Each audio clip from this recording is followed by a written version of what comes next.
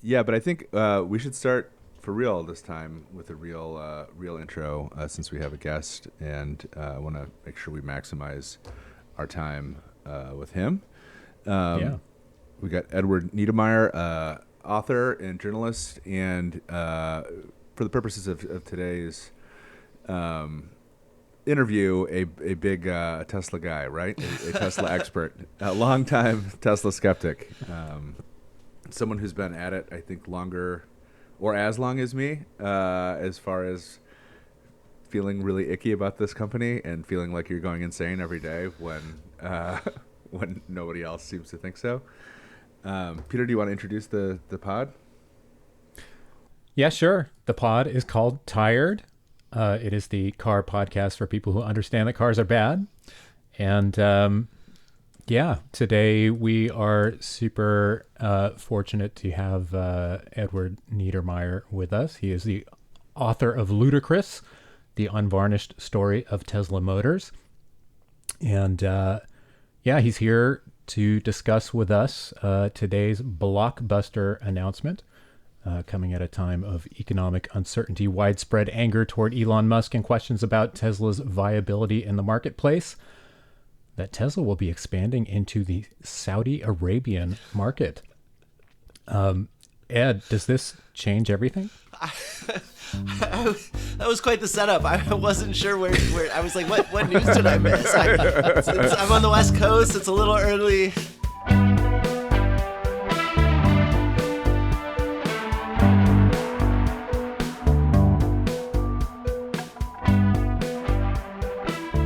I just saw that headline and thought it was too good not to Yeah, no, not to lead with. I've been seeing news about the potential in the Indian market. You always know things are going bad in Tesla world when they start talking about like, oh yeah, like maybe we'll do a factory in India, maybe we'll start seriously selling cars in India.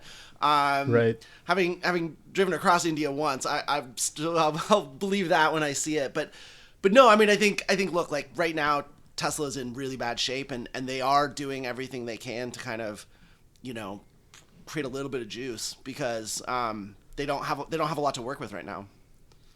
It's funny because I think the history of this company for me has been like things starting to go bad or look kind of ugly, and then Elon making some kind of insane pronouncement like, "Oh, we're gonna do this probably," and everybody's like, "Oh, okay, you're good," and the stock goes way back up. But it seems like all of a sudden in the last month or two, that's not working anymore.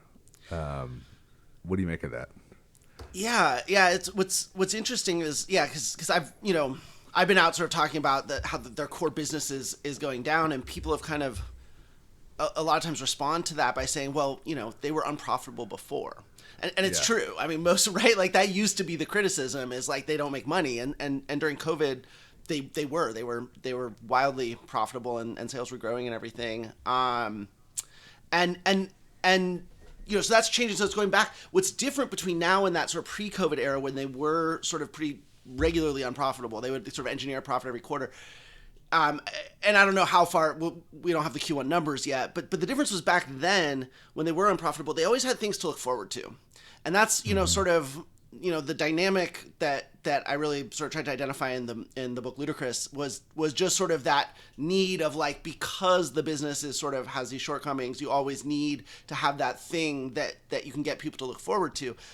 And I think in a lot of ways, the biggest problem that Elon and Tesla have is that they have sort of like the dog that caught the car, where it's like there's nowhere. Now what? You know what I mean? Like and I thought that they kind of reached this point in 2016 with self-driving, because it was like, okay, you've promised full self-driving, like the car that you own is going to drive itself and like earn more money than you paid for. Like, how do you promise more than that? And they kind of one-upped it with the robot, the humanoid robot thing. But now it's like there's literally when you say like we're gonna sell a race of mechanical slaves that's gonna overturn everything we know about economics. And by the way, I'm also like the president, kind of like there just is literally nowhere. There's not another thing that there's the city on Mars, but like that's old. So he's kind of stuck, and I think that's really the difference. Now that the core business is sort of falling apart, the things that have always allowed them to paper over that dynamic is broken, and they can't get back to it. And that's why I think this is sort of a fundamentally different time than anything we've seen in the history. It's so weird to watch like the markets and like people not respond to Elon. It's like, it's such a bizarre, because like I think, you know, if you've been following the company for a long time, and like I said, you've seen all these instances of like, oh, but we're gonna do this, or we're gonna sell 1 million Cybertrucks next year. Everything's gonna be great, and then it's like watching that kind of fall on deaf ears, and like watching the market respond to the actual like fundamentals of the business for the first time ever is like, it's weird. You know what I mean? Like it's unsettling almost, like where it's like, oh God, like what's going on? Yeah. No, I mean, because for years it was like you would either, whether it was stories I was reporting or other people were reporting, these stories would come out and you'd be like, wow, like that's a big deal. Any other car company, there would be like congressional hearings and whatever, and like the stock would go up. And it was like the whole mentality around Tesla was it became, there was always this like ends justify the means sort of aspect of it.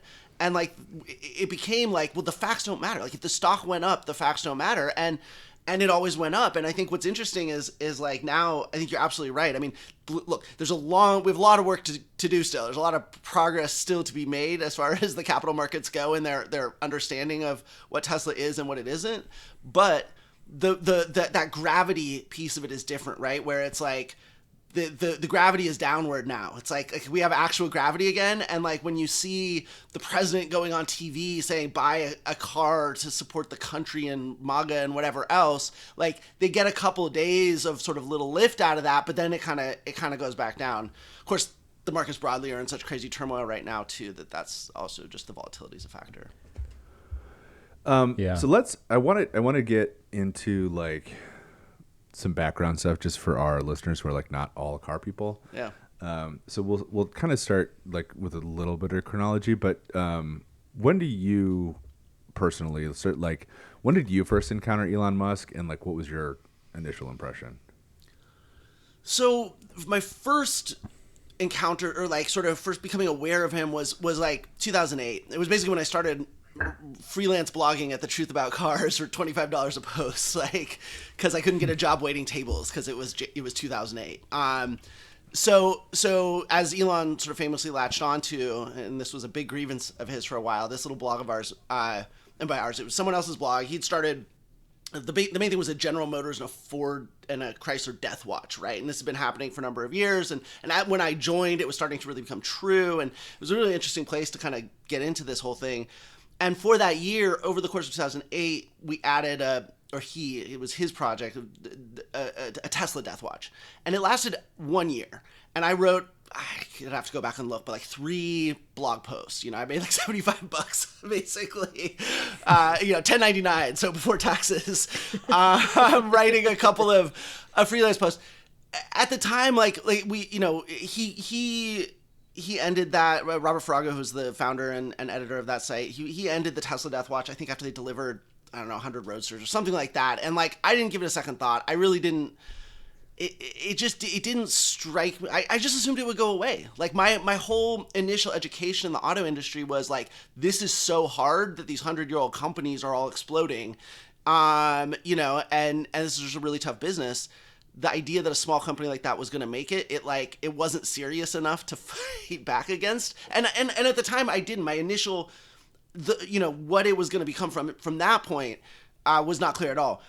Really, where I mark my sort of actual involvement in Tesla in a serious way.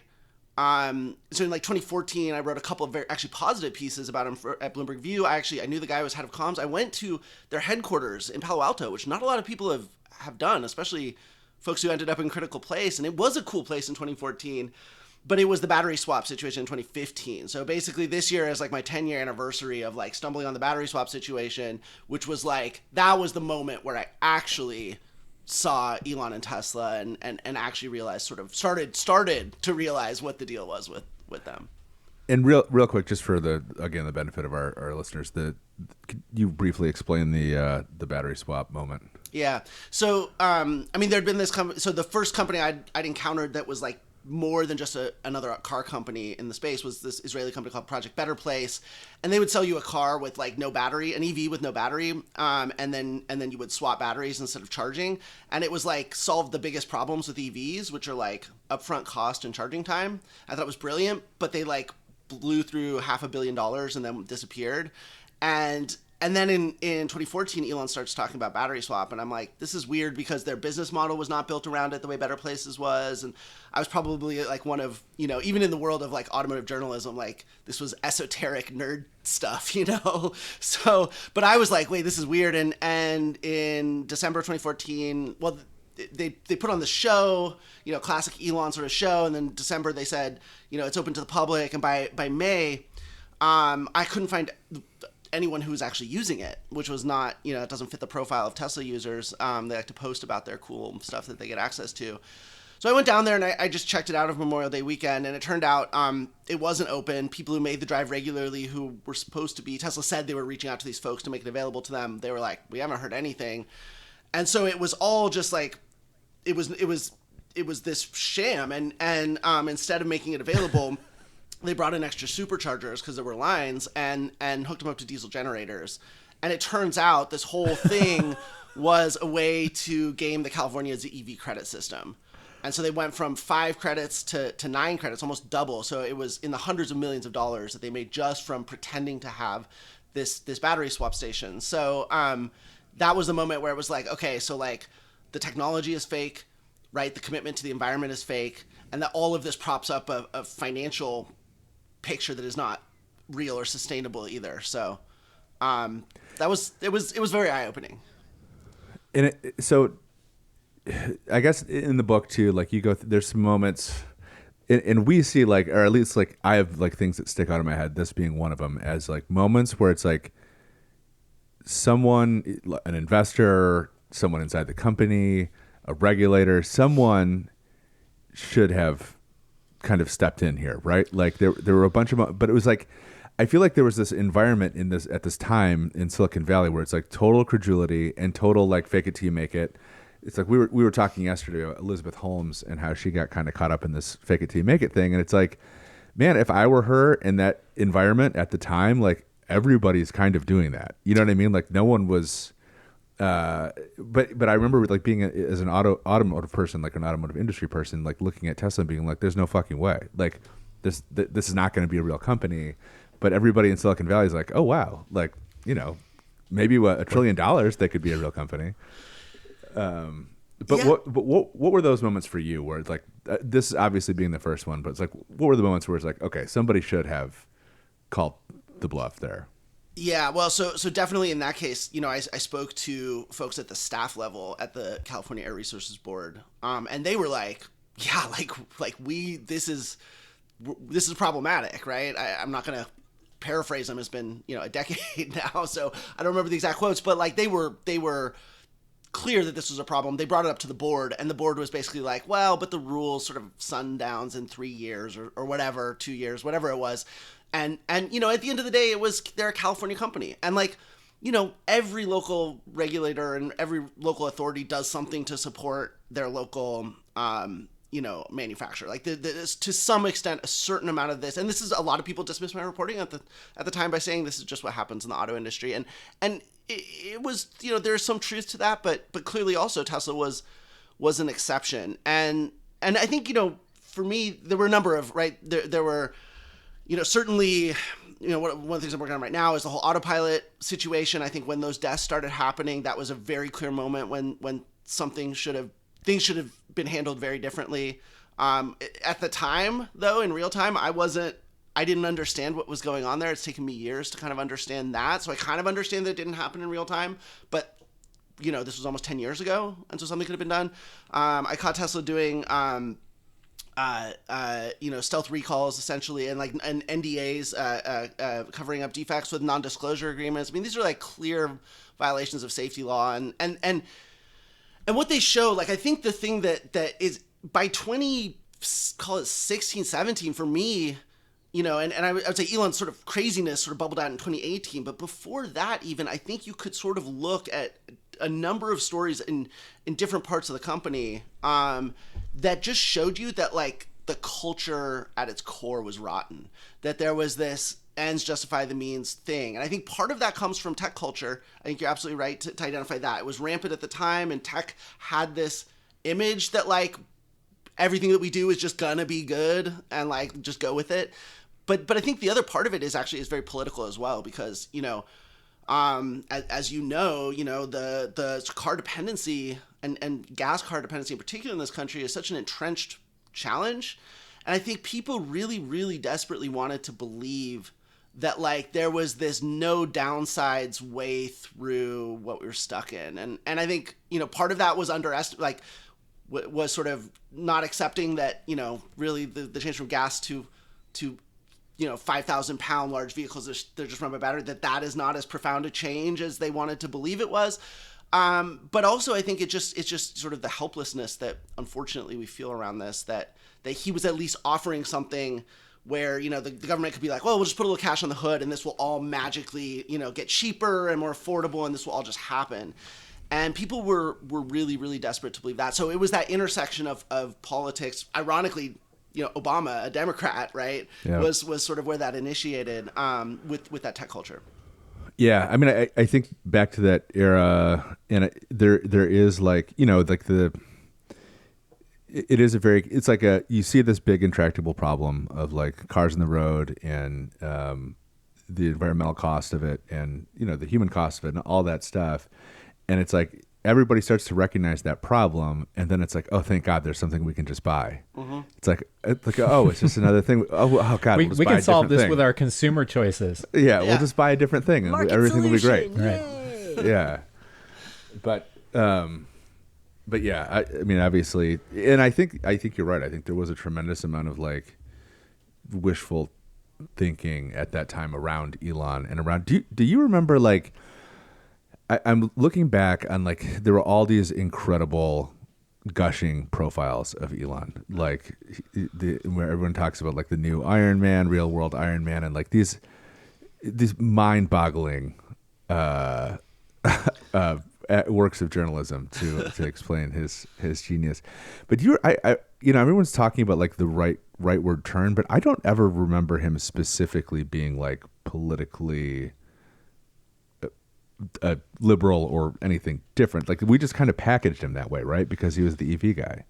Yeah, no, that's well, exactly. And I think for Obama specifically, right? This was an opportunity. So cars were an issue. Like cars had become a political issue, and I think again part of this was also just that, like, you know, and I had I had a different perspective being sort of a critic of Detroit and, you know, sort of coming into it that way. But I think a lot of Americans just felt like cars are such a big part of who we are. And if our auto industry was failing, we needed somewhere to look for that kind of, that optimism. And so, and I think simultaneously for Obama, who was sort of like, you know, obviously a Democrat, but like, and wanted to have, you know, at least a rhetoric, if not a real policy around, you know, we're working towards a better, cleaner, greener future. You know, he put some of that green paint on the auto bailout, and that was mostly kind of BS. But with Tesla, again, it gave him a way to have the rhetoric without having to do much in the way of policy. All they had to do in terms of policy was slap $7,500 on the hood of the car, you know, for those who are wealthy enough to be able to take that off their taxes. That was not a policy, right? And we spent a decade, more than a decade before Biden, you know, slowly started to say, okay, like, you know, cars have to be affordable, and like, you can't just be, if you're really wealthy, we shouldn't be paying you to buy a car you want to buy anyway because it's cool. Like, and we wasted a decade on that policy, but it was very seductive to believe, you know, Obama, and to his credit, he didn't have all of the you know, political, he was trying to do a lot of things, right? He had to rescue the economy, again, the automakers, these were unpopular things he had to do, so he didn't have the political capital to necessarily do big, complicated EV policy. At the same time, he could have combined those in a more meaningful way. But the point that I'm getting at is Elon didn't have to position himself as a Democrat or a liberal or leftist or any of that stuff. It was just sort of taken for granted. And I think in some ways, you know, one of the things that helped him sort of stealthily sort of become a central figure of this, frankly, like very fascist movement, is that he always positioned himself as sort of like politically neutral, right? Like, I'm neither left nor right. I'm kind of both sides. I'm an enlightened centrist, and I think that that's a really easy guise under which a lot of bad stuff, it's easy to kind of sneak into the public consciousness. I think he got radicalized through gaming and 4chan. Yeah, I mean, I think there's a lot of interesting, his dad had a really interesting quote in a podcast where he talked about how, I thought for me it was really eye-opening that, like, as a young man coming from South Africa to the U.S., a young white man in 1988, 89, sort of just actually slightly before it was sort of the apartheid regime was starting to crumble, but it hadn't formally fallen yet. There were still sanctions. You still had filmmakers and movie stars and musicians talking a lot about what was happening in South Africa, that like Elon had to position himself. He had to tell, right? Like, you don't tell your story, someone else will. And I think I've been looking for, there's so much of his biographies are like reverse engineered, like, oh, he's a tech genius, therefore the formative experience must have been him programming computers as a kid. Yeah. Well, no, like, coding is not why Elon Musk became Elon Musk. It's the storytelling that did. And I think in some ways, that to me is a really fascinating kind of skeleton key to a lot of stuff, because it's like, I think there was this substrate of South Africanness, white South Africanness, let's call it, right? Mm-hmm. And we don't have to get into all of what that means. We can get into it. Yeah, no, I mean, yeah, okay, I mean, whatever, racist, settler, colonialist, that kind of stuff. So I think there was always that substrate there, but clearly he learned this lesson that it's very important for you to present yourself as not that, and I think that's the root of a lot of what we've seen. And so I think to some extent, he was clearly, was radicalized probably, by changes in culture, whether it's gaming, online culture, obviously, his daughter, coming out trans, and just a number of things that you can point to. But I think that there was almost certainly, he never changed fundamentally. Like, there's always, with Elon, there's what's seen on the surface, and then there's what lies beneath.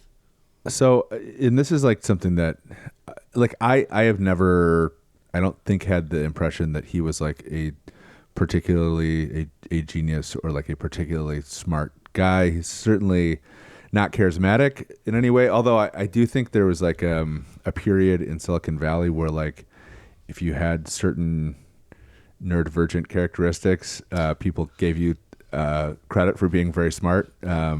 I think there was like, that was kind of en vogue in the early aughts, maybe. But I think, like, is the storytelling his talent? Like, what is his talent? How does he keep, like, there was a million away with it. He can't keep getting away with it. Yeah, there was a million times where it's storytelling is kind of a nice euphemism for just being a con man. Yeah. But a liar. But it's like you used to have like a baseline level of like personal charisma to do that, and you couldn't just tell things that were like it's one thing to be a con man and to tell things that are like believable, but like, like, if you've been following this stuff, and again, like 10 years ago, the stuff that Elon was saying, and most of the stuff that Elon has said historically, is not believable. We're going to have a car that goes 0 to 60 in 1 second, and it flies because it has rockets on it. Like, and that's you can summon it from New York to LA. Yeah, like that's not real stuff. But like, what is the talent? Like, how does he keep getting away with it? Yeah, that's the question. It's a great question, and it's difficult to come up with a singular. I mean, I think again, if you have to bring it down to one thing, it is this ability to tell the story. But clearly, like, lots of people are able to do that. As you point out, he's not. You don't look at him and you're like, wow, this is a raconteur. You know what I mean? Especially now. And by the way, I think it is worth looking at video of him today and him 10, 15 years ago, because there's a very noticeable difference. And I think, and what's interesting is looking at him back then, I kind of, even as a hater, like, see sort of what people saw in him a little bit. And I think what's important is he's not charismatic by broader cultural standards, but he's come along for the ride with the power of technology, with the power of high tech, essentially. So by Silicon Valley and high tech industry standards, he is charismatic. He cuts a certain figure. He is both. He's the nerd that made it. You know, and I think it's a very aspirational thing for people who put their entire identity into, you know, well, if I code good enough that like the world will sort of rearrange itself around me. And for a lot of people that has happened, and Elon is the mascot for that phenomenon. And that is, and so I think, you know, Elon, so really his talent overall is timing.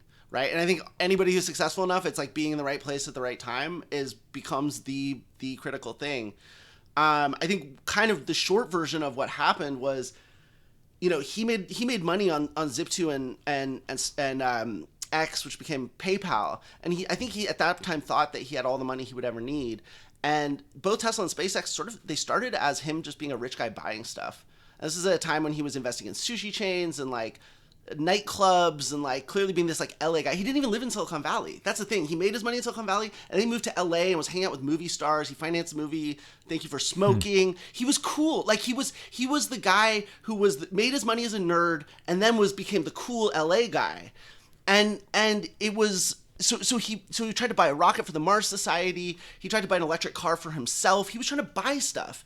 And what happened was, right, and I analogize it to like someone who makes money and buys a vineyard or something, right? And like, it could have just been that, right? Like he could have just bought the vineyard and enjoyed the wife with his family and got fat and just lived, you know, the good life. But some people, they buy that vineyard and then they have to turn it into a business because it's like this compulsive thing. Or that, you know, financially you realize what you thought was all the money in the world wasn't. And essentially what happened was these two hobbies they started to need money right around the time when the iPhone came out.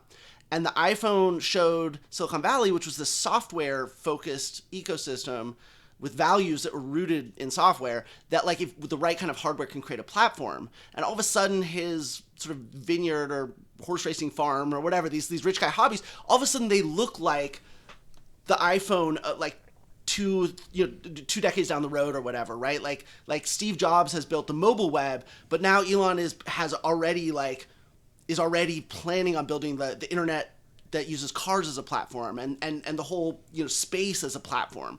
And so I think like it was that timing, and so I think it's this sort of alchemy of like the rich guy, the tech guy who becomes the cool rich guy, and then like the cool rich guy stuff that he did because of the timing turned out to look like it was actually this really far-sighted investment when it wasn't at all, and neither of those companies are platforms in the sense that the iPhone is a platform.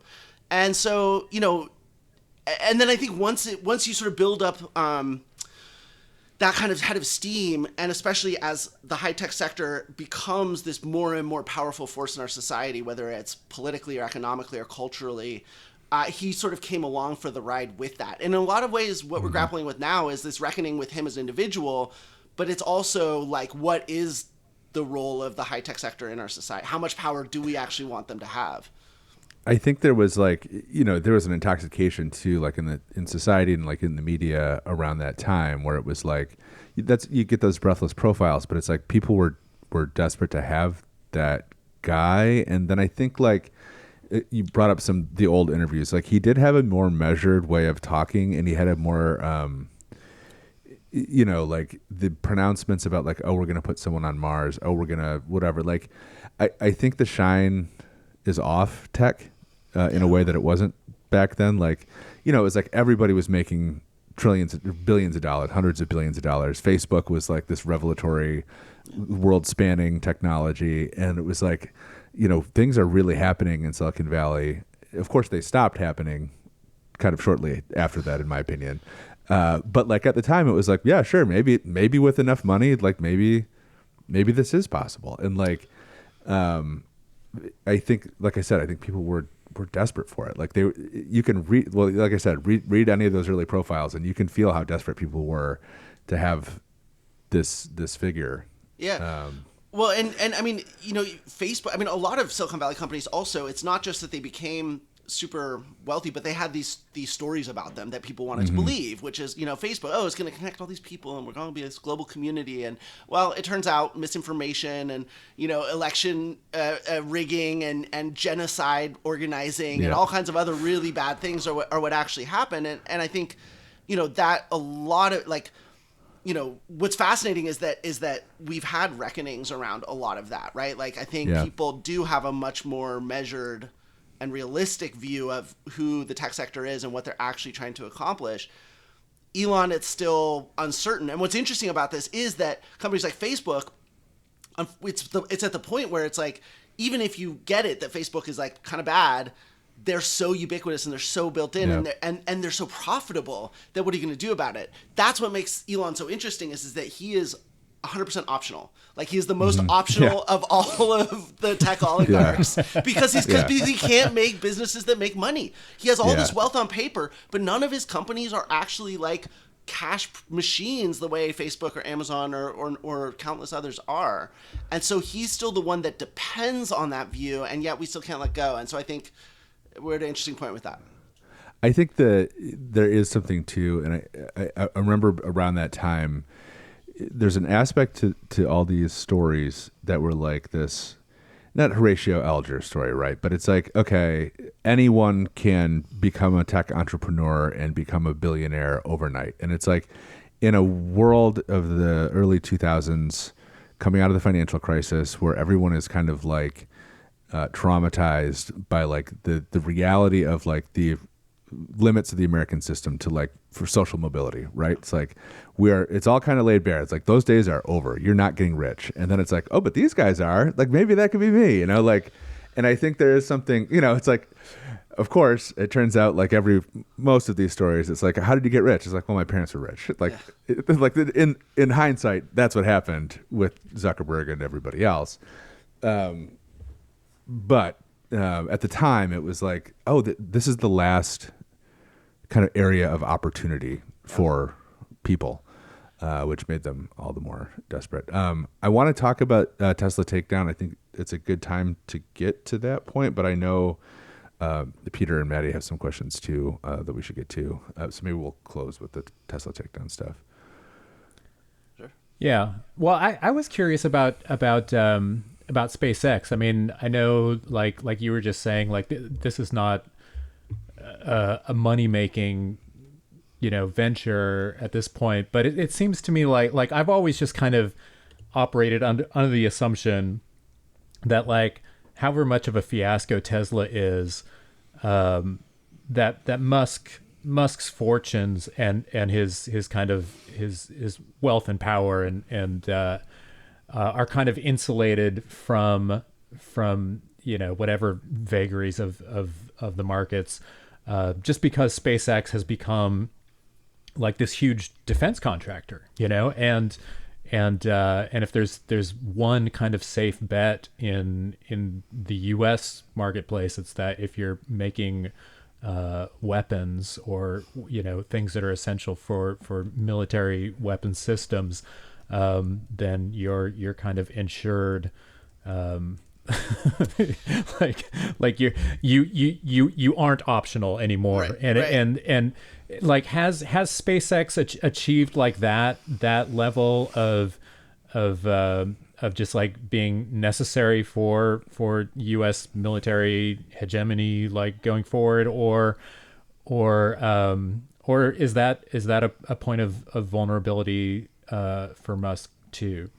It's a great question. And I have to caveat it by saying, I've done more research on SpaceX recently to just kind of, because I think it is the more I've focused on, Tesla as the linchpin in this empire. This is the question that I get all the time. And so, I've definitely looked into it, but it's not like I've been studying SpaceX for 10 years. So there's a caveat there.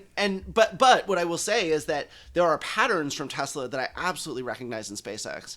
And we kind of need to rely on them because, unlike Tesla's been a publicly traded company for a number of years, and so we have a level of detail about their finances. Right. Granted, I take all those numbers with a big grain of salt for reasons, right?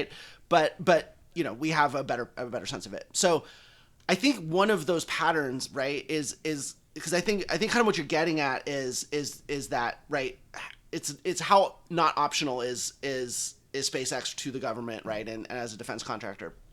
And I think one of the ways to think about that is, if Tesla had only ever wanted to be Silicon Valley Porsche, that was always, I as their biggest critic was always like, this is a viable path for them. I mean, the ludicrous, the criticism was not Tesla can't make exciting, cool cars. Like, of course, like that would have sold even fewer books if that were the argument. The argument was that is a very different business than mass manufacturing affordable vehicles at scale.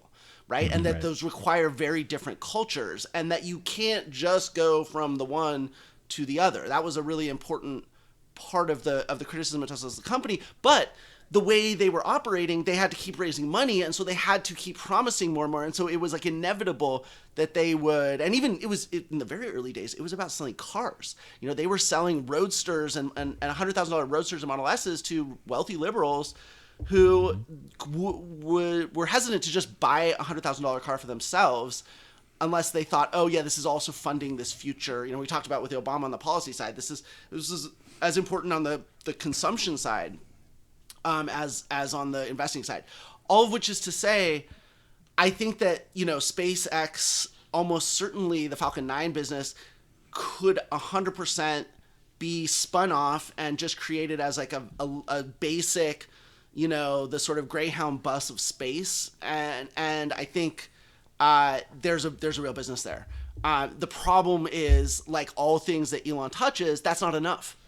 That does not support the valuation that he's going for. Right, the stock. This is the underlying dynamic of all of these companies, is that the stock pump, right? Like the fundraising outruns the business, the actual business, and it's all to varying degrees.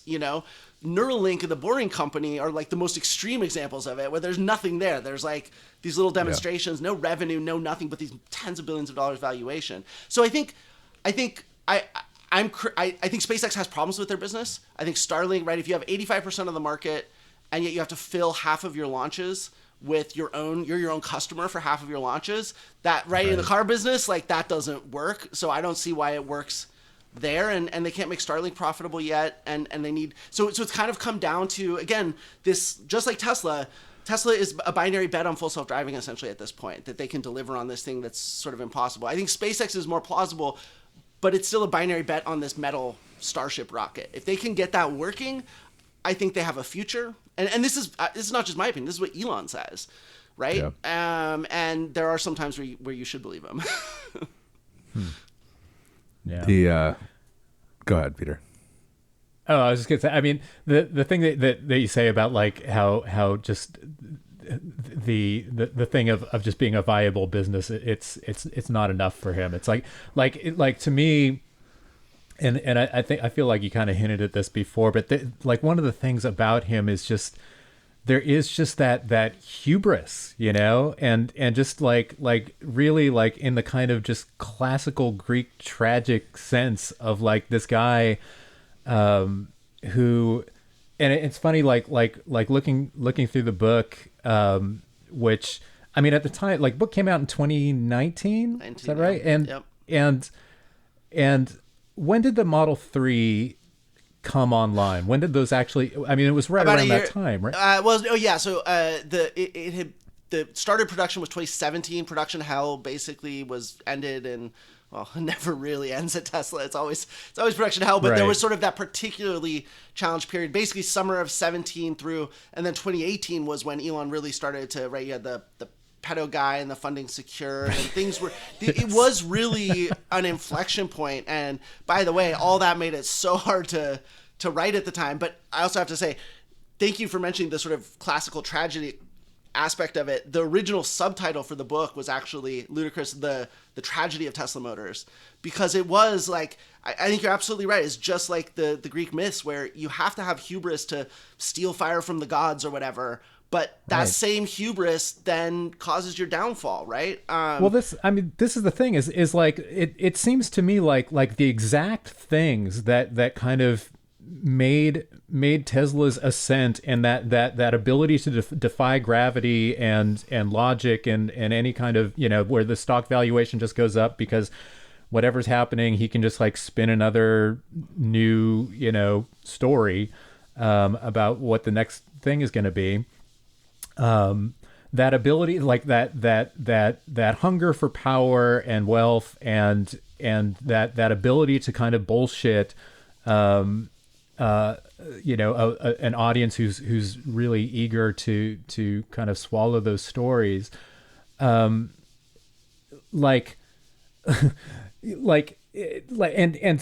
the book came out, that was always the question. It was like,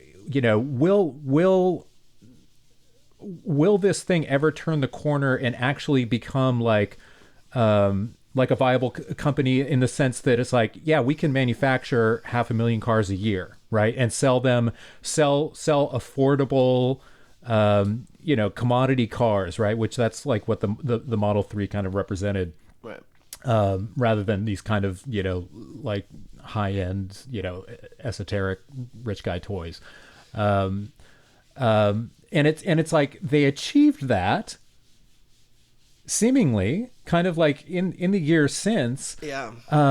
But still they couldn't hold on to it.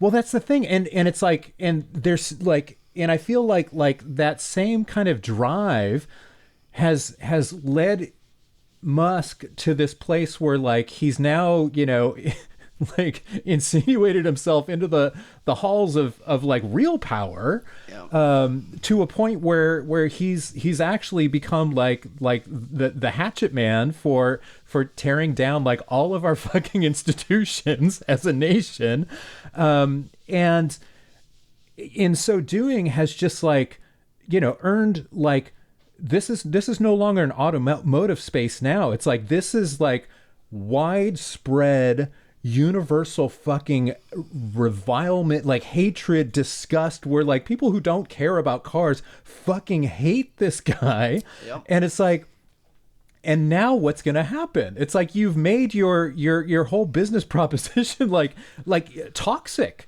Yeah. Because nobody, I saw a friend of the pod, Justin, last weekend, Rory and Maddie, and he was telling me that his girlfriend's mom, who had like, not a car person, but just like, bought a Model 3 like a year or two ago, like a used one, and really loves it, like really like she finally found a car that like she really likes, she's really happy with. And she fucking got rid of it because she doesn't want the drama. Yeah. And I forget, I think she got like a Mach E or something to replace it. And it's like, good for I mean, her. Yeah. Right. Well, but the and it's like, where do you go from here? Like now that you've made this whole brand, like this kind of thing that nobody in their right mind even wants to be associated with. Yeah. Like, how do you come back from that? It's a great question. I wanted to touch on something though that you sort of mentioned about the timing, because my book was very critical of them as a their potential to be a mass market automaker. And you're right that after it came out, the years from basically 2020 to about 2022, 3. I mean, you look at it, and as an automaker, there's nothing to criticize almost. You know what I mean? It's like the volume grew, the margins grew, everything looked healthy. Well, right place at the right time. What happened during that period? Well, EV hype, which Tesla created, so I guess they get credit for that, but it kind of hit this inflection point where companies were SPACing, going public, right? Like all these startups were copycats. And so the hype was at all time. The Model Y was their most mass market product they've ever created, right? And critically, the auto industry globally was undersupplied for the first time since World War II. Mm-hmm. That one's kind of important too, right? Because of the COVID, because of the supply chain issues with it, the automakers could charge whatever they wanted. They were undersupplied. Yeah. It's perfect for, especially Tesla was able to, ship cars without radar chips. They were able to ship cars with engineering samples, do stuff that other car companies wouldn't do to keep the supply moving. Mm-hmm. And they took advantage of that. And so, for a number of years after the book came out, when it first came out, I was like, wow, this is actually, the timing worked out okay. They were sort of running into trouble again, or continuing to have trouble. But once COVID hit, I was like, well, I had to just shut up for a couple of years about the core car business. And I actually left journalism and went and worked at Partners for Automated Vehicle Education and ended up really like taking that time to look into the self-driving stuff and understand that more, because as a core car company, it looked like they solved it. Well, now what we're seeing was that was all artificial, right? That was a short-term thing. It came at the perfect time for them. It made them look like a viable company when they most needed it to. But it also shows why now there is no coming back from it. Like whatever they might do on the brand side, whatever else, they can't solve the full self-driving thing, which is what the whole valuation is based on anyway. Yep. But then as a business, they got lazy. They had everything go right for them for reasons that they weren't even really all in control of. They did some of the work to get there, right? They did the work to get there. They, again, like, you know, I'm not saying Tesla's inept, right? They've had a lot of talent. But part of it too is that the talent has left. You know, and I think that's also a factor at SpaceX as well. And so it's all just sort of falling apart now. And a critical factor in it is the sort of sense of entitlement that kind of came out of that COVID era, where they almost didn't have to try to look like they'd solved all their problems. It's the hubris thing is funny because there are a number of times over the years where I think like they had opportunities, especially early on, and you know, could have gone. It's like Elon could have put a CEO from the auto industry in charge of this. Yeah. It's like they had good momentum, they had product, they had whatever. And it's like, put someone in charge who knows how to run a car company and step aside. And like, you could be looking, or like sell to a different car company. You know, like there were times when that could have happened. They had partnerships with Toyota and Daimler, the two most respected car companies in the auto industry. Like we're falling over themselves to get involved, and they couldn't make that relationship work. Yeah, there were a number of those moments. And that's the hubris. It's so funny because it's like you had a chance to get off this ride, and now you're on stage with the president of Argentina wielding a chainsaw. It's like, well, and the takeaway from all of it is that he always, every business and everything you do, and to some extent, there's always these moments where you either consolidate what you've created so far, maybe take some of your future upside off the table, right? There's always a price to everything, but you sort of consolidate your base to build on from there, or you just let it ride and you just double down and you keep it. And Elon always lets it ride and he always doubles down. And as a result, he's never built anything that actually lasts, which is why now after, you know, just insane amounts of billions of dollars brought into all of his companies, the notional value of these companies have inflated to these absurd degrees, but none of it's real. And he's as vulnerable now as he's been at any point. And like, that's the part that I'm like, these days trying to scream from the rooftop, because I think when people realize that, you know, who doesn't want to see him fall? So we're coming up on an hour or 50 minutes. I want to make sure we get to Tesla Takedown, and then just check in, like, how are you doing on time? I don't want to take up your whole day doing this. No, I can go over an hour. I can, if you want to do hour and a half, that's I'm fine with that. Okay, cool. Peter, do you want to hit one of your other questions and then we can get to that? Yeah, well, I mean, this is maybe a little bit of an aside from what we've been talking about, but I was struck by this paragraph in the book where you were talking about just kind of contrasting like the different ways that like the kind of the culture clash between kind of tech industry ways of doing stuff versus kind of traditional old school automaker ways of doing things, which, you know, much more kind of process driven and conservative. But there's this great couple of sentences where you say Tesla's experience proves that the anticipated conflict over the future of mobility between startups and established companies, disruptors and incumbents, Silicon Valley and Detroit, needs to be a convergence. Instead, the companies that dominate mobility technology will need to weld the best parts of Tesla's fast-moving creative culture to the methodical pace, disciplined focus, and operational excellence required to develop, validate, and manufacture modern vehicles. And all I could think reading that was that, like, to me, that just seems like you've just described to a T the Chinese automotive industry of the last 5 to 10 years. Yeah, right? No, clearly, yeah. I mean, I would say because the market is unique there, and I don't know as much about it.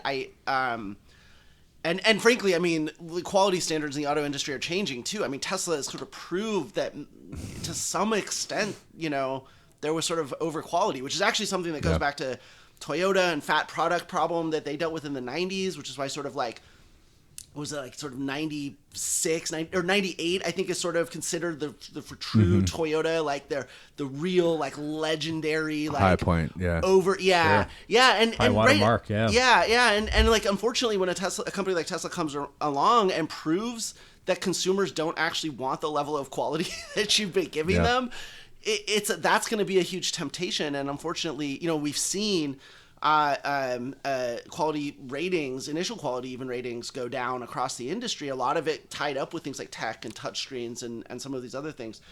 So I think that's a problem in China as well. In other words, what I'm saying is I don't think anybody has really figured this out completely. Also, what I would say is in China, this is not what we're seeing right now is incredible from a perspective of technological and industrial innovation and change, but I don't think the industry in the current state that it's in China is sustainable, and it's not something that I would love to, someone wants to fund me to go to China for a year, like really look into this, Can we come with you? Hit me up, my DMs are open.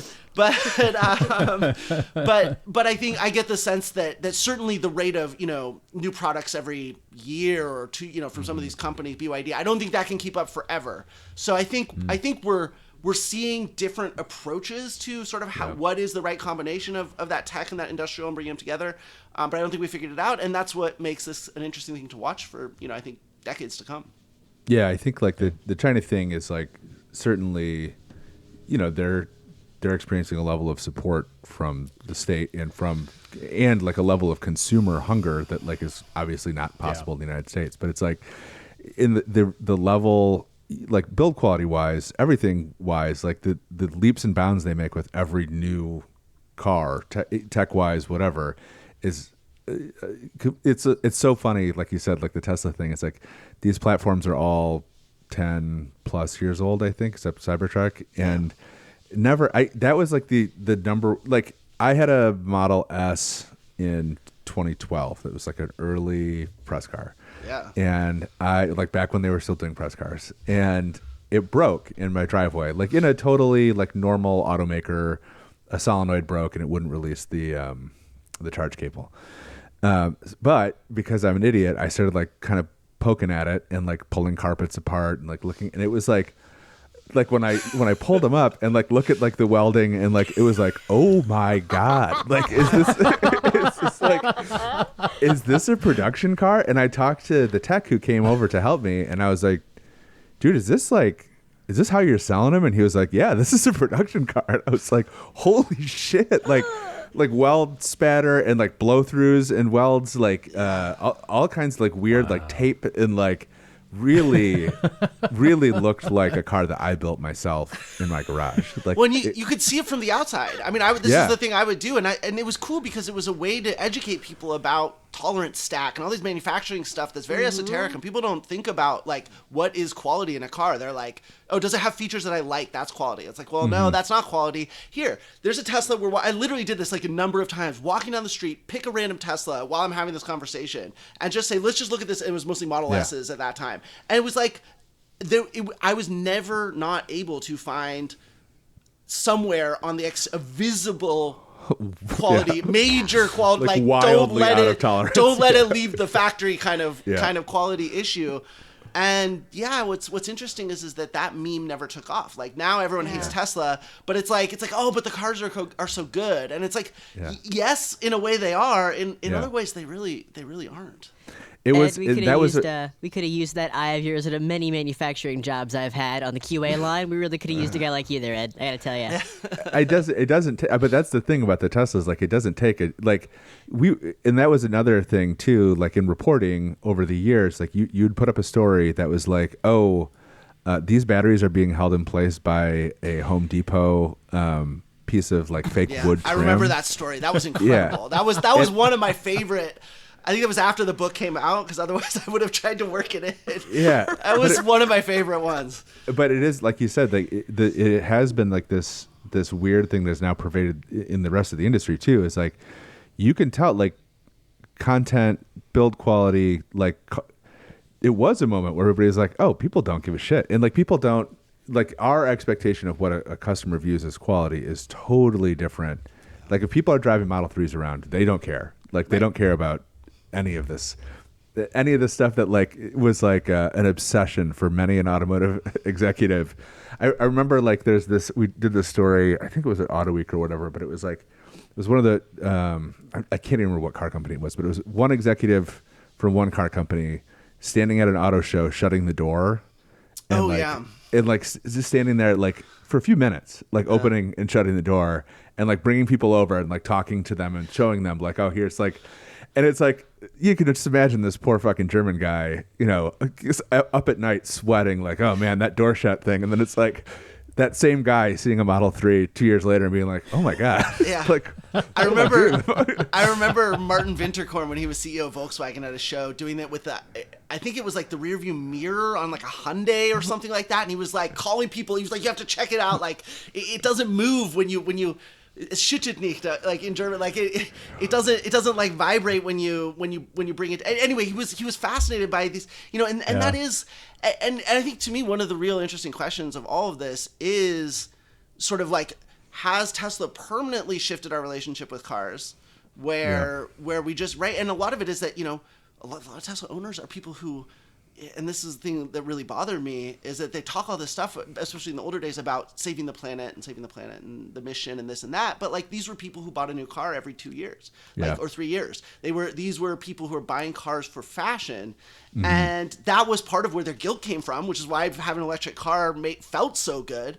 But it also, like, completely undercuts the whole thing, because it's like, it doesn't matter if it's gas or electric. If you're buying a new car every 3 years, like, you don't give a shit about the planet. Like, your carbon footprint is enormous. Well, and your waste and whatever else, you know, all of it. And so, but I wonder, and I hope, like, because this cuts across a lot of things too, with user interface, you know, putting everything on the screen. Oh, it's the iPhone. Well, you know, in your car is the BlackBerry of cars. This is something that they said a lot, you know, in the day.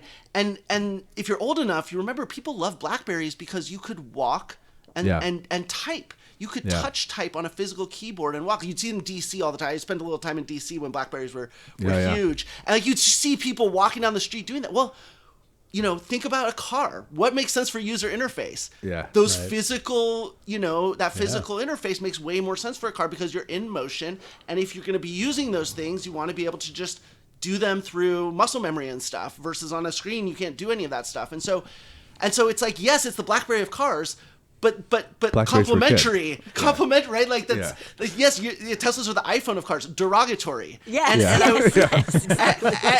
And I wonder, and I hope that people, and you know, I think my whole thing with cars, covering cars, has always been like, you know, and I've always been someone who, and I love that you guys are doing this show that's like car guys and people who appreciate cars but don't have to just love them.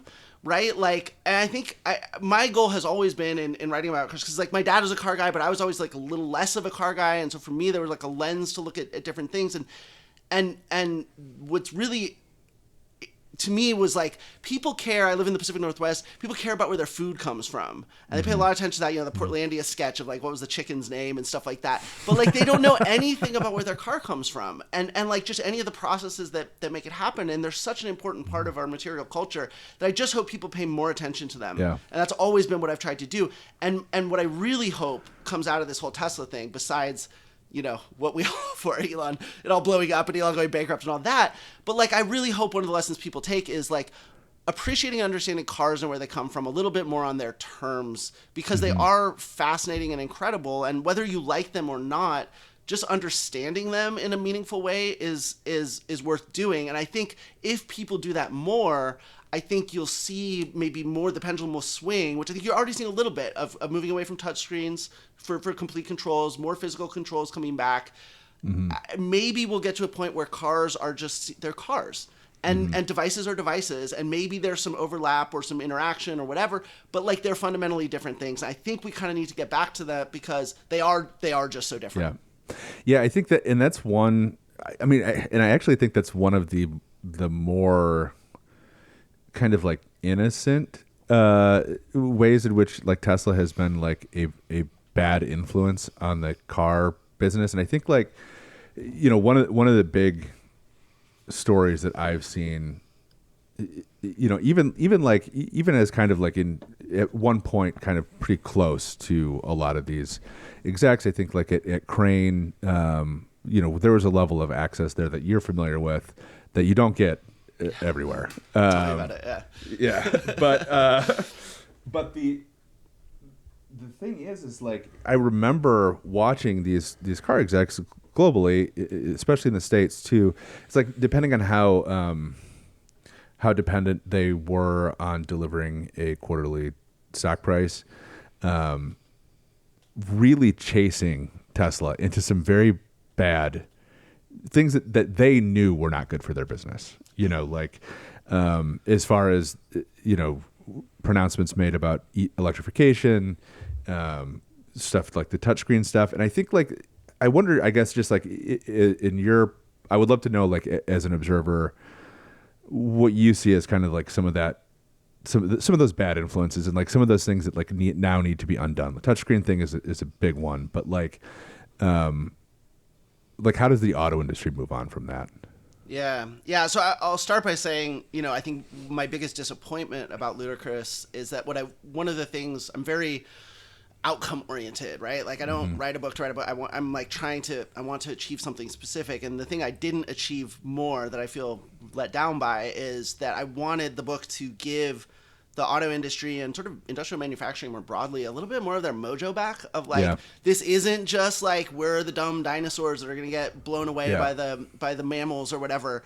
That it needs, as we were talking before, it needs to be a convergence. That was a way I was like trying to gas them up a little bit and say, look, like, you know, obviously I don't think the auto industry is perfect by a very long shot, right? Obviously, but they do bring really important things to the table, and I was just sort of I've hoped, and I think now, you know, the vibe has shifted, right? Whether it's around Elon personally, whether it's around tech.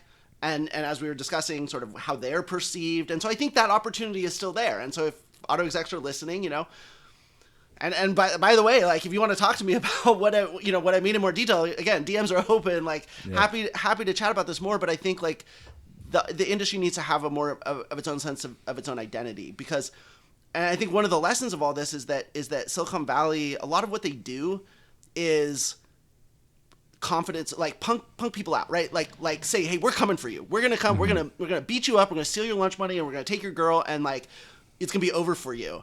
And then and they have all this money, and they're the tech sector, and you know, you're gonna be, again, it's like you're gonna be the BlackBerry. Well, yeah, BlackBerry was not the right, you know, product for a phone, but like that doesn't mean that tech has the answers to every kind of business. And I think you know, there needs to be a lot more confidence. And again, I think you see, you know, certainly with the touchscreens and the tech causing this decline in quality standards. To me, though, the biggest version of this is full self-driving. Because it's so toxic. You know, literally people have died. It's a really almost, it's like we need a new word for a fraud where people have to die for it to work. Like that's like a new form of evil that we don't even really have like a proper, it deserves its own word, and we don't have one yet. So that all I think is really bad. But again, I think at a high level, you know, we have to move past this era of, and this goes beyond the auto industry, of when tech says they're coming for you, you got to be able to understand what they're good at and what they're not, because that allows you to say, okay, like here, and again, this is what allows the convergence to happen. That allows you to say, okay, you want to get into my business, great. Like if you want to just try, but like I'm not going to lose confidence over that. If you want to bring what you're good at into my business, whether it's like CarPlay or, you know what I mean, like then we can find a relationship that works for both of us. But you need two sides of that. And you know, I think the interesting thing about Silicon Valley is that the number of cases where what's being threatened has actually come true. Yeah. Pretty rare, right? Like Uber was going to disrupt personal No. car ownership. Yeah. No, they just kind of muscled out. It was like a private equity roll up of taxi cab companies, essentially, Yeah. sort of. Yeah. You know what I mean? Like, Yeah. so they're willing to settle for something much, much, much less than what they're threatening because they have to, right? Like Uber very nearly went out of business, Yeah. because And- they overpromised and wasted money, and And probably should. I mean, if there was any regulatory muscle at all, like they probably would be out of business. They'd be paying their drivers just like taxi cab companies were. And I think we are entering a phase where I think some of these lessons and this history has built up where I think people understand it more. But I do think that the auto industry still has not found its footing in terms of, and you see this with like, oh, well, we have to get Gen I, this addiction to trends and Yeah. stuff, that they kind of have a hard time developing their own sort of identity and agenda in the modern era that still feels like relevant. That was like having those conversations with big auto execs, president of whatever. And it's like, the subtext is like, we made $12 billion or $11 billion last year manufacturing and selling cars. Yeah.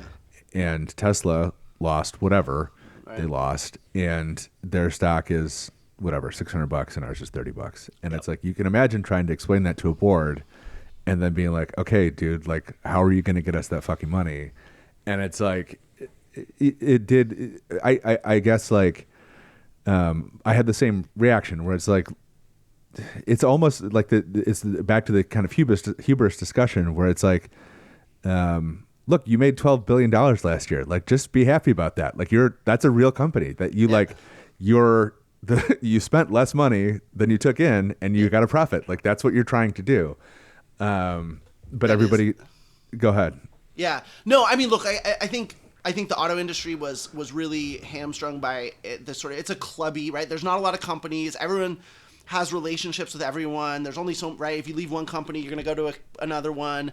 The suppliers all do, but Yeah. like it's consolidated over 100 years. Of course, it's going to have a kind of clubby, genteel kind of environment where you don't really go after each other because, frankly, too, it's just too hard to like gain a lot of market share.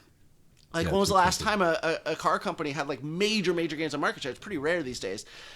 I think, and I think in the, like, I kind of understand it a little bit on the car business side. I think it's when you get into the full self-driving realm, it's different because now what Tesla's doing, it challenges the viability of the technology in all of its forms. Because it's a technology that fundamentally depends on trust.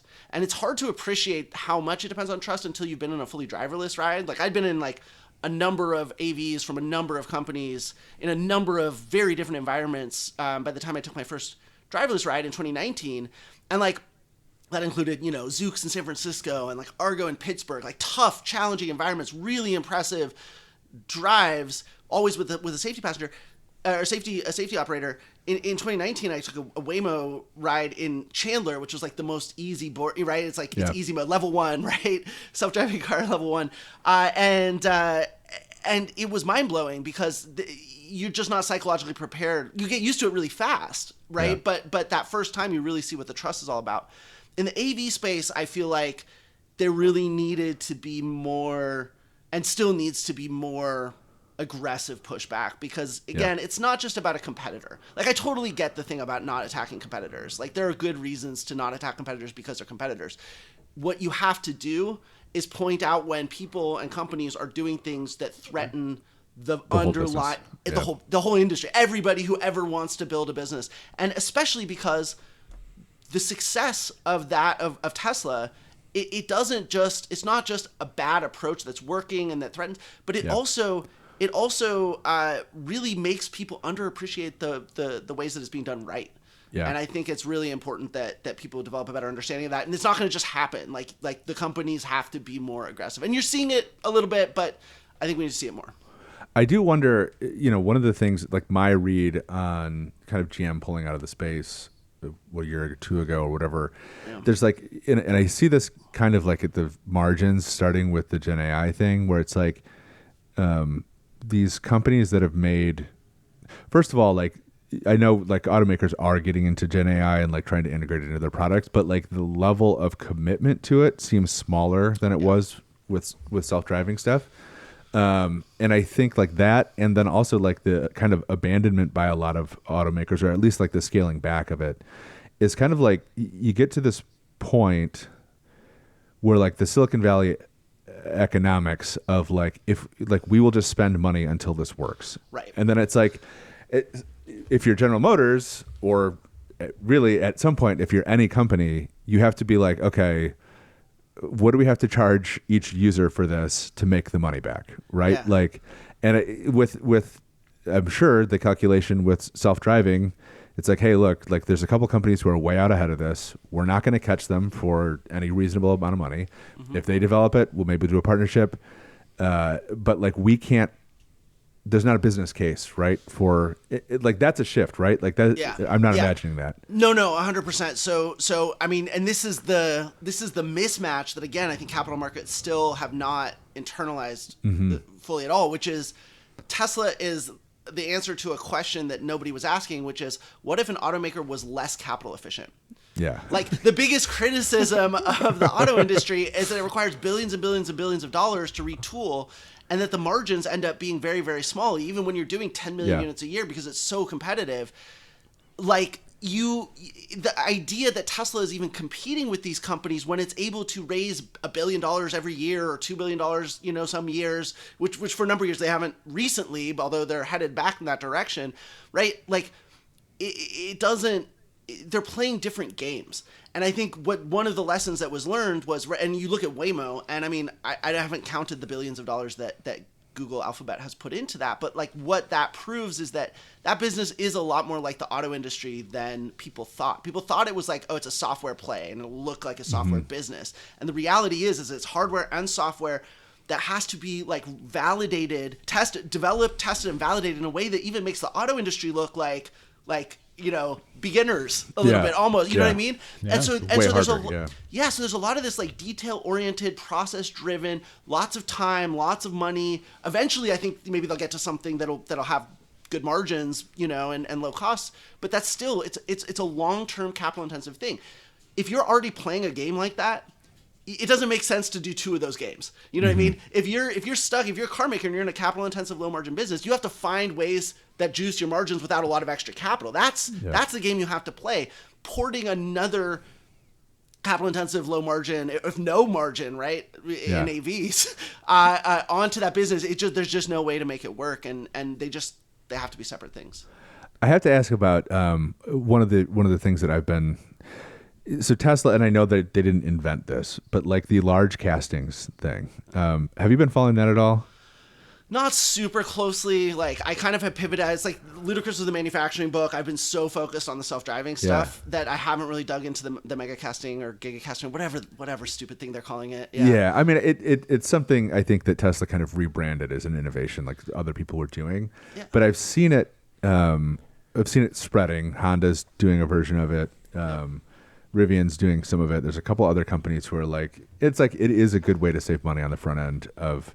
But I got into it with an executive last summer from an automaker about like the long term of it, the sustainability of it, and then like what is the consumer advantage of it? You're like, I know what the advantage to you is. It's like it's margin. Like you get some, but it is. I'm really waiting to see like. And I asked, like, are these cars going to be insurable, like, for end users? Like, what is and then it's like a sustainability thing, too, where it's like all of your talking points as a company are around sustainability and keeping these cars on the road and yada, yada. And it's like, how does building a car that, like, can be destroyed in a fender bender, like, and no one seems to have a real answer for it. I think that, again, is, like, one of those last, like, Tesla innovations that like immediately everybody started jumping on the bandwagon. Yeah. Well, and we saw with the screens that backlash already, and the pendulum start to swing back. And I think that it's important that the industry notices that and realize, because you're absolutely right. It's a short-term, long-term thing. Yeah. And again, this is what I mean about the industry sort of owning itself and its mojo and what it does. They're supposed to be the ones that think about it long term. The tech guys are only thinking about the next raise. Especially the startup guys. Like they're always going to prioritize short term over long term, and it's on you to prove that that's not always the case. But I think one of the dirty secrets about ADAS and like level 2 systems in particular, like autopilot, is that there is no safety benefit in the statistics. Yeah, exactly, IHS, I'm still waiting. One day, maybe IHS is going to come out and say, yes, we finally have in all of our insurance data, there's evidence of a safety benefit here. They haven't done that yet. Yeah. But what we do know is that the repair cost is going up because you have sensors all over the car. And so when you bend a fender, it's not just metalwork anymore. Now you have to put a new sensor in there, and you have to calibrate it, which is this whole other set of challenges. And so I think, again, this is kind of what I mean about, like, I think the pendulum kind of has to swing back to cars being cars. Yeah. The regulatory thing has been really interesting. I think like Tesla is a poster child for this, but I think like Uber, there's been this like hands-off approach from the federal government and state governments where it's like, oh, we don't want to stifle innovation. These companies are the engine of our economy now. And like, we can't really ask them to comply with the law. Which is like that. I mean, I feel like that is out the window now with Trump. Like, I don't think anyone's asking for that. It's like kind of I think that the law part of this country is kind of wrapping up. But as well as the regulatory. That's what I mean. Yeah, The law will still exist for specific purposes, I think. Well, speaking of that, punishing Tesla enemies, protesters. Punishing Tesla exactly. protesters. Yeah. So let's, we got just a few more minutes. But the Tesla Takedown thing stands out to me as like a particularly effective, like means of protest, or like it's something that's really having an impact, as far as, Tesla stock price, but also watching people. Like, people seem to be freaked out. Like, the president had a car infomercial on the lawn of the White House. Tell me about it. Like, tell our listeners about it, and like how to get involved, and then like, what's been your read on it? I know you've been a booster. Yeah. So it just, I decamped from Twitter a couple years ago now. I think it's about 2 years, and I've been on Blue Sky, and I just one day saw, after the inauguration, I just saw people posting about, hey, Tesla. I think there were two different hashtags. It was takeover and takedown.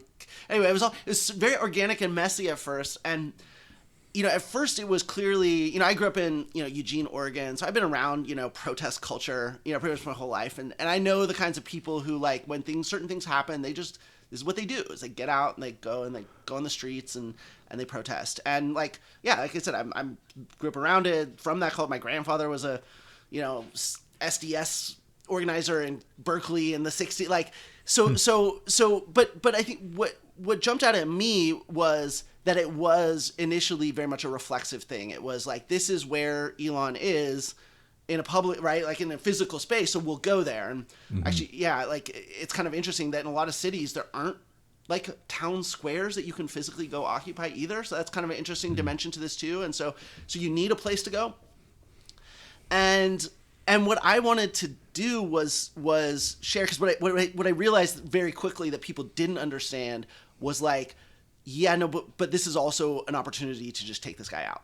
That he is vulnerable as hell. Like, people still, and I'm still working on how to get this across as effectively as I can and make the most of it, because I think the more, certainly anecdotally, as I talk to people about this and I explain, like, look, Tesla is the only company out of all these billions of dollars on paper, the only one that can turn any of that into cash is Tesla.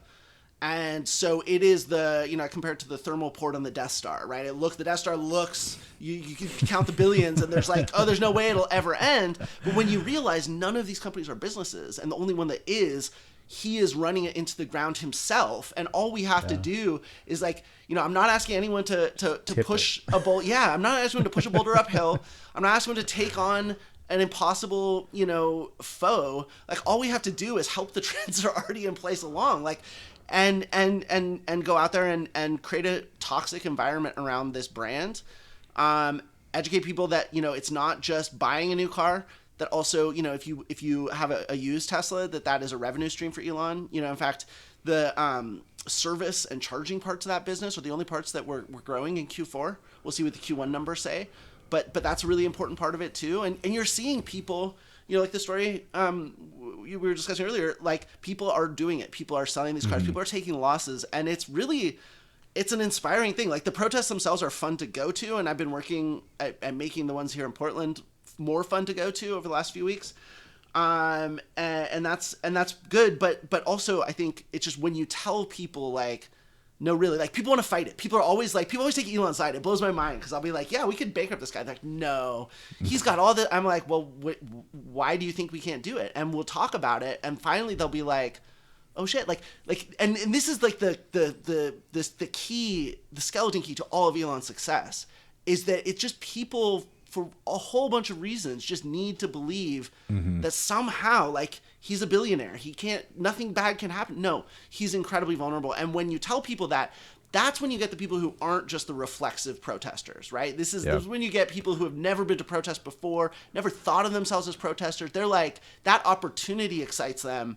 And they also, by the way, may not just be protesting. They may be doing other things like, calling in, taking fake test drives and wasting people's time, bringing their Tesla in for service that they don't need to waste their time that way. Like there's a lot of things you can do to legally, and I want to be very clear that I'm not endorsing violence or property destruction of any kind. There's lots of things you can do legally to make Tesla a less efficient business.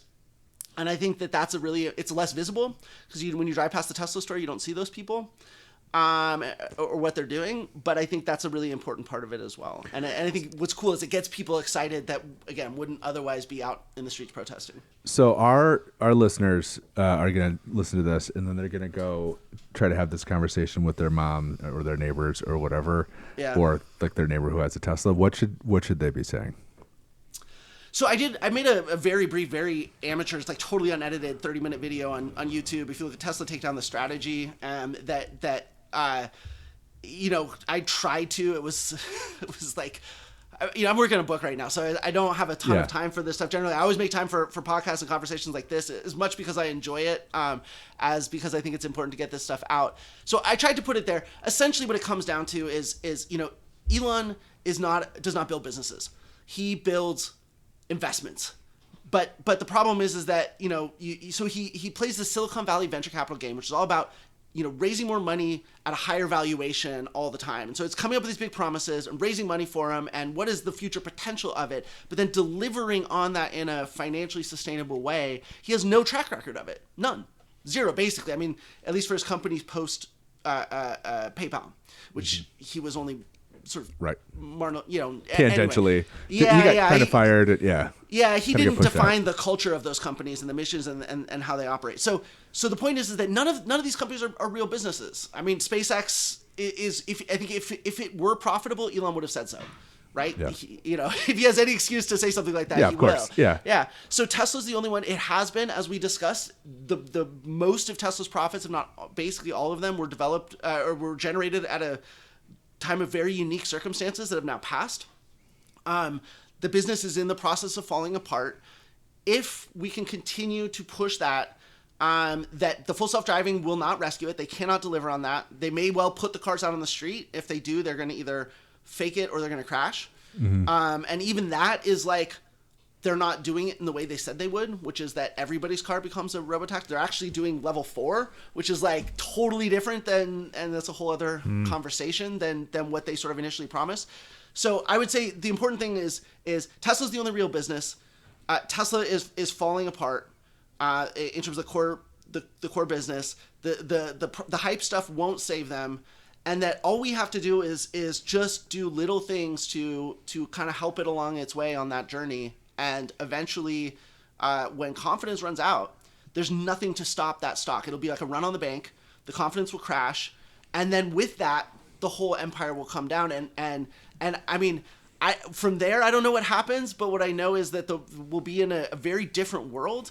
And a lot of things that that are not possible today will be possible then. And I think that whatever it is that you really care about, whether it's protecting parts of the government from Elon, whether it's getting the auto industry or the AV industry on a more healthy footing. There's just like a million reasons to want to see this, and I think if we all just do a tiny little bit, it's a very, very, very real. Having spent 10 years studying this guy, a very real possibility.